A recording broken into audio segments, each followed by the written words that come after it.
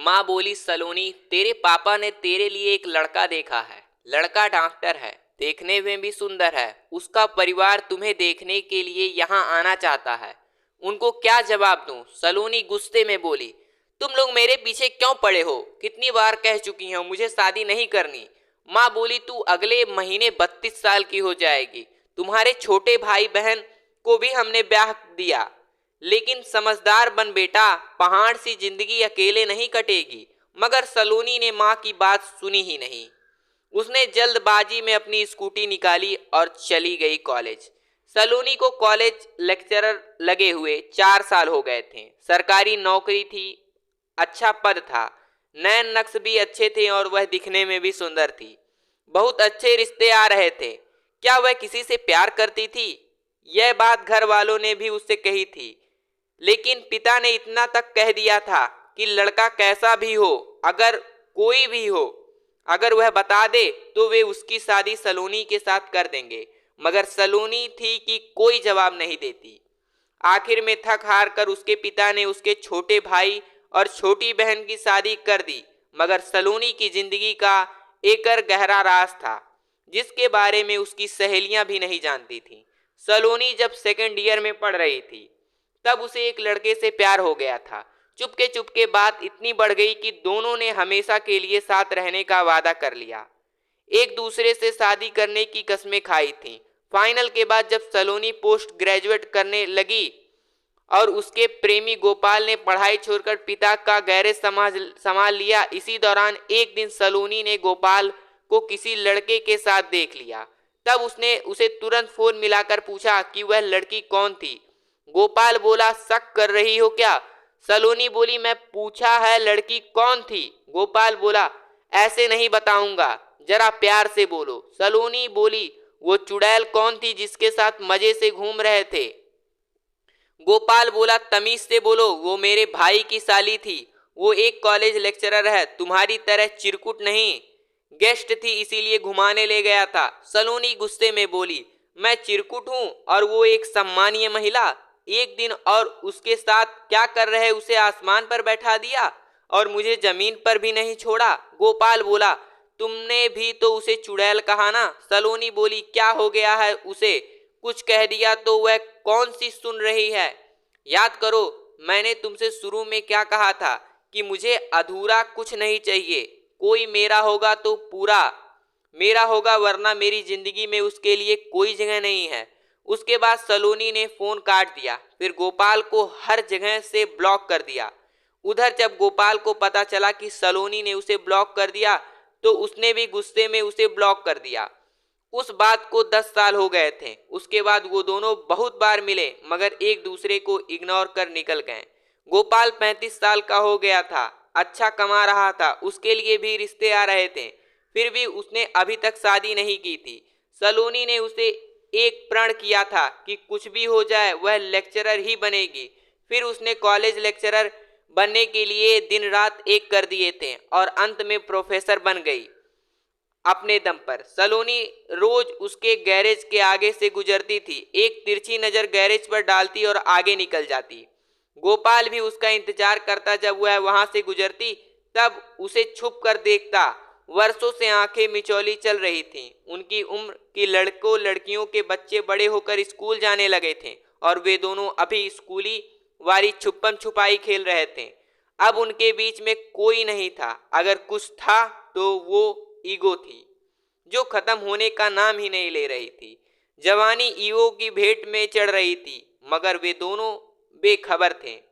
कोई एक भी झुक जाता तो बात बन सकती थी, मगर एक दिन एक दुर्घटना घट गई। जब सलोनी गोपाल के गैरेज के पास गुजर रही थी, तभी उसकी नजर गैरेज की तरफ पड़ी।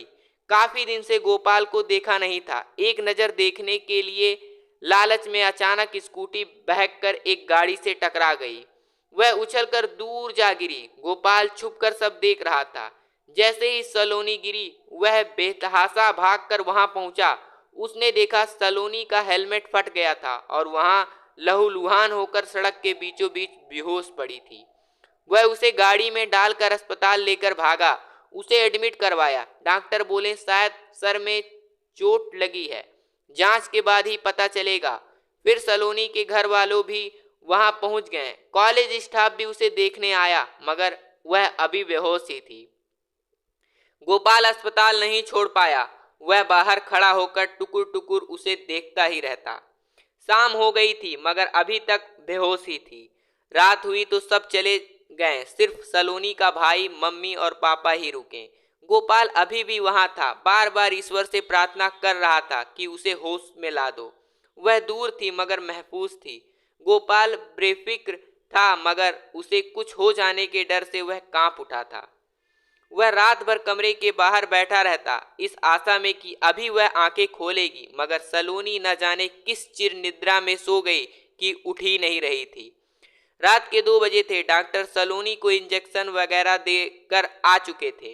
नर्स और सलोनी की माँ बैठे बैठे ऊँघ रहे थे। सलोनी का भाई और पिता बाहर गलियाले में बेंच पर सो रहे थे।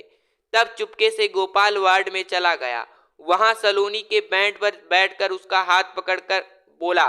फिर सलोनी के चेहरे को निहारते समय उसके आंसू निकलने लगे। उसने बहुत कोशिश की रुलाई रोकने की, मगर फिर भी थोड़ी सी आवाज उसके मुंह से निकल गई। आवाज होते ही सलोनी की माँ की आंख खुल गई। गोपाल डर कर खड़ा हो गया और बाहर जाने लगा तो उसने देखा सलोनी ने उसका हाथ पकड़ लिया था। गोपाल ने उसके चेहरे की तरफ देखा तो उसकी आंखें खुली हुई थीं और आंखों से आंसू निकल रहे थे। गालों को भीग रही थी। दोनों की नजर मिली तो दोनों फपक फपक कर रोने लगे। फिर क्या था, बाहर से सलोनी के पापा और भाई भी आ गए। सलोनी ने अब भी गोपाल का हाथ पकड़ रखा था। ये देखकर सारे घर वाले समझ गए कि वह शादी क्यों नहीं कर रही थी।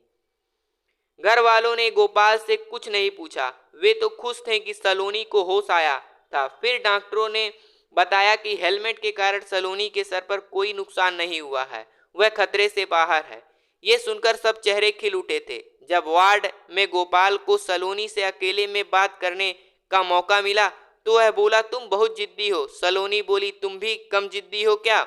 वह उदास होकर बोला, दोनों एक जैसे जिद्दी हैं। तभी समझौते का कोई चांस नहीं बचा था। काश हमसे कोई एक तो ऐसा होता जो रूठे को मना लेता। तुम्हारी बताओ, अब हमारी कैसे निभेगी? अगर शादी के बाद ऐसा कुछ हुआ तो क्या होगा? सलोनी बोली, ये तुम्हें याद रखना होगा कि मैं तुम्हें किसी के साथ बांट नहीं सकती। तुम तारीफ करोगे तो सिर्फ मेरी, तुम बात करोगे तो सिर्फ मेरी। मुझे तुम्हारे घर में ही नहीं, तुम्हारे दिल में रहना है, तुम्हारे दिमाग में रहना है, तुम्हारे ख्यालों में रहना है। गोपाल बोला, अब भी मुझ पर यकीन नहीं है क्या? सलोनी बोली, यकीन है, तभी तो इंतजार कर रही थी। मगर तुमने मेरे सामने एक औरत की तारीफ की थी। वो तुम्हारी माँ या बहन होती तो मैं कोई गिला नहीं करती, मगर वो एक पराई औरत थी। अगर आगे भी ऐसा करोगे तो मेरा हाथ मत थामना। फिर गोपाल मुस्कुराकर एक गाना गाने लगा, जो तुमको हो पसंद वही बात करेंगे, तुम दिन को अगर रात कहो तो रात कहेंगे। गाना सुनकर सलोनी के लबों पर एक मासूम सी मुस्कान फैल गई। तो दोस्तों, कैसी लगी ये कहानी कमेंट बॉक्स में जरूर बताइएगा। अगर ये कहानी आपको अच्छी लगी हो तो चैनल को सब्सक्राइब करके वीडियो को जरूर लाइक कीजिएगा। फिर मिलेंगे नए वीडियो में, तब तक के लिए धन्यवाद।